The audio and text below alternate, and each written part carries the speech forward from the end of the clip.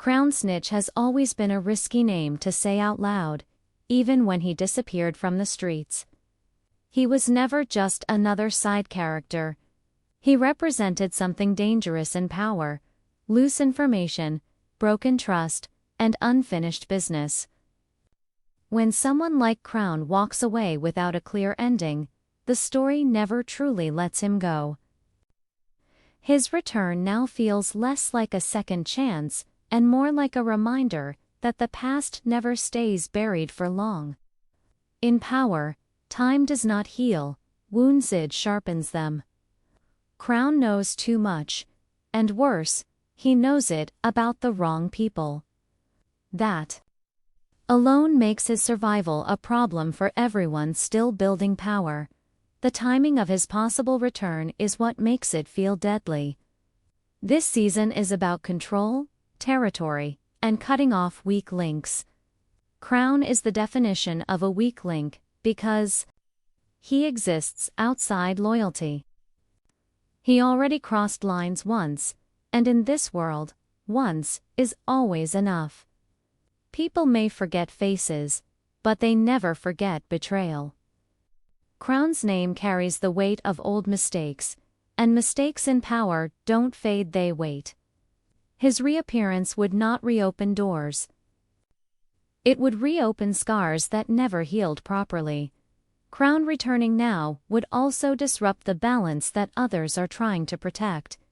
Power is about order through fear, and fear only works when people believe consequences are final.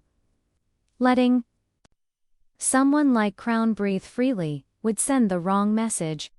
It would suggest that snitching, surviving, and hiding is enough to escape judgment. Power has never worked that way. The streets demand examples, and Crown fits that role too well. His past choices make him less of a character and more of a warning sign. What makes Crown's situation worse is that he cannot return quietly. His presence alone would trigger reactions. Old enemies would start watching. New players would start asking questions. Every step he takes would feel loud, even in silence. That kind of attention is deadly. In power, survival depends on being useful or invisible. Crown is neither. He is a reminder of chaos, and chaos is something powerful people eliminate fast. If he truly comes back, it won't be for peace, it will be for consequences. Crown Snitch does not just carry his own risk. He carries risk for everyone connected to him. That makes him dangerous even before he speaks a single word. People like Crown are walking threats because they don't need weapons to cause damage. Information is enough. One memory, one truth. From the past, one loose comment can collapse entire plans. In power, that kind of danger is never ignored. It is handled quickly and without emotion. The moment Crown returns, eyes would be on him. Not because people care about him, but because they fear what he might say or who he might reach out to. Silence from a snitch is never trusted. Even if Crown claims he wants a clean life, nobody believes clean exits exist in this world. Once someone proves they can flip, that label never leaves them. Trust is currency, and Crown is broke. That makes him disposable. There is also the question of who benefits from Crown being alive. The answer is simple: no one.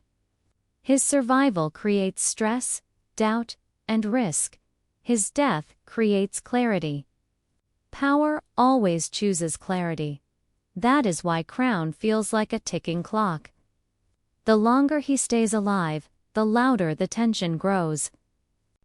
Someone will want to end that tension permanently. It is not about revenge anymore. It is about stability. Crown also represents unfinished justice. Power loves symmetry. Characters who escape consequences often return only to face them later. in harsher ways. Crown disappearing without paying fully never felt final. His story paused, not ended. That makes his return feel scripted toward closure, not continuation. Closure in power usually comes with blood. What makes this even darker is that Crown may not even see it coming. Characters like him often return thinking the heat has cooled. They believe time has softened hearts. Power teaches the opposite lesson every season. Time only gives enemies more patience. Crown stepping back into this world would be like walking back into a burning house. Just because the flames look smaller from far away, Crown's biggest mistake would be believing that survival equals forgiveness. In power, forgiveness is rare and temporary. Even when characters pretend to move on, they never truly forget. Crown's return would force people to choose between emotion and strategy always wins. His fate would not be decided in anger, but in calm conversations behind closed doors. Those are the most dangerous decisions in power. There is also the issue of symbolism. Crown Snitch returning could send the wrong signal to everyone watching from the sidelines. It could make others believe that betraying the system is survivable. Power cannot allow that idea to spread. Someone always has to pay, so others stay in line. Crown fits that role too perfectly. His death would not just be personal, it would be political. Crown might think he can negotiate his way back in, offer information, or trade silence for safety. That strategy has worked before in power, but only when the person offering value still had trust left. Crown has none. Any deal involving him would be short-term at best. Once his usefulness runs out, so does his time. Power never keeps liabilities longer than necessary. Another problem is that Crown's presence could pull attention away from larger plans. When big moves are being made, small problems become unacceptable distractions. Crown is a distraction wrapped in risk. Eliminating him would be the cleanest way to remove uncertainty. That is how power thinks. It is not cruel, it is efficient. If Crown truly returns, it will not be to rebuild his life. It will be to complete his arc. Power does not recycle characters without purpose. His purpose now feels clear. Remind everyone what happens when you cross the wrong line and think time will save you. So the real question becomes, is Crown Snitch already dead the moment he comes back?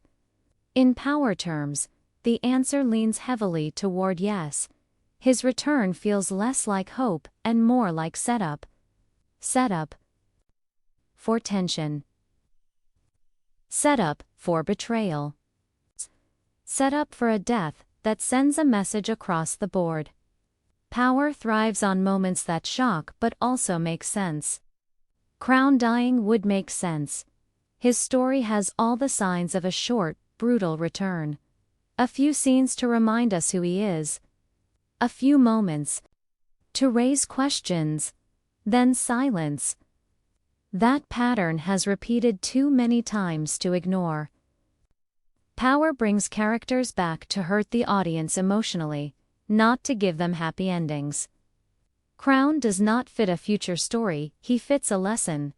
What makes this tragic is that Crown might truly want peace. But peace is not something you earn by surviving. It is something you earn by loyalty, and Crown failed that test long ago. In power, intention does not matter as much as history. History always wins. If Crown Snitch returns, it will be with death already chasing him. He will not outrun it. He will not talk his way out of it. And he will not see it coming until it is too late. Power does not kill characters loudly, kills them when they feel safest. Crown's return, if it happens, will not be about redemption. It will be about reminder. A reminder that snitches do not get second chapters. They get endings. Crown Snitch's biggest problem is not what he did in the past, but what his past still represents right now. Even without saying a word, his existence creates pressure. People start remembering things they thought were buried. Old alliances feel shaky again. Every secret becomes dangerous the moment Crown is nearby. That is why his return would not be taken lightly. In power, people are killed for less than memories. And Crown is a walking reminder of betrayal that never truly got punished. The streets do not forgive, they only pause. Crown may believe enough time has passed for anger to cool down, but anger is not what keeps people alive in this world. Fear does. And Crown gives people a reason to be afraid. Not because he is powerful, but because he knows too much and cannot be trusted to stay quiet forever. Silence from someone like him is always temporary. Even the idea that he might talk is enough to put a target on his back. Another dangerous thing about Crown is that his return forces others to react. When someone like him shows up again, powerful people have to make choices fast. Ignore him and risk chaos, or remove him and restore control. Power always chooses control. That choice does not come from emotion, it comes from survival. Crown's life becomes a calculation, not a moral question. And calculations in this universe rarely end in mercy. Crown also threatens the balance between old players and new ones. New faces trying to rise do not want old stories resurfacing. Old faces do not want reminders of mistakes they thought were erased. Crown connects too many dots between the past and the present. That makes him dangerous to both sides. When someone becomes a problem for everyone, their fate is usually sealed. There is no safe corner for a man who belongs nowhere. What makes this even darker is that Crown might think he still has value. He might believe information can save him, that he can trade truth for protection. But power has shown again and again that information only buys time, not safety. Once that time runs out, so does the deal. Crown's value would expire the moment he gives up what he knows. After that, he becomes dead weight, and dead weight does not last long.